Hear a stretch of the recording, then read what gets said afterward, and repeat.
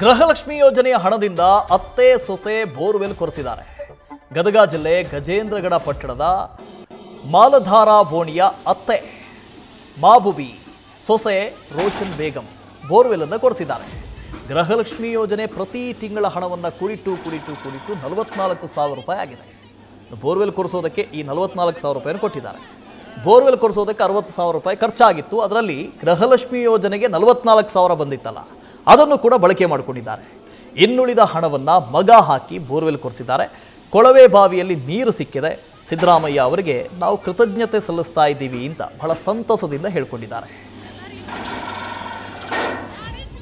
ನಮ್ಗೆ ಸಿದ್ದರಾಮಯ್ಯನ ರೊಕ್ಕಲಿತ್ರ ನಾವು ಕೂಡಿಟ್ಟು ಗೃಹಲಕ್ಷ್ಮಿ ರೊಕ್ಕದ ಸಿದ್ದರಾಮಯ್ಯ ರೊಕ್ಕ ಅಂತ ತಿಳಿದು ನಾವು ಕೂಡಿಟ್ಟು ಬೋರ್ ಹಾಕ್ಸಿವ್ರಿ. ನೀರು ಬಿದ್ದೈತಿ. ಅವ್ರ ಪುಣ್ಯ ನಮ್ಗೆ. ಗೃಹಲಕ್ಷ್ಮಿದು ಸಿದ್ದರಾಮಯ್ಯರು ಪುಣ್ಯ. 4,000 ರೂಪಾಯಿದ್ದು ಬೋರ್ ಹಾಕ್ಸಿವ್ರಿ. 10,000 ರೂಪಾಯಿ ಮಗ ಹಾಕ್ಯಾರ್ರಿ. ನಾವು 44,000 ರೂಪಾಯಿ ನಮ್ಮದು ಅತ್ತಿ ಸೊಸಿದು. ನ್ಯೂಸ್ ಫಸ್ಟ್ ನಿರ್ಭೀತಿಯಿಂದ ನಿಮ್ಮ ಪರವಾಗಿ.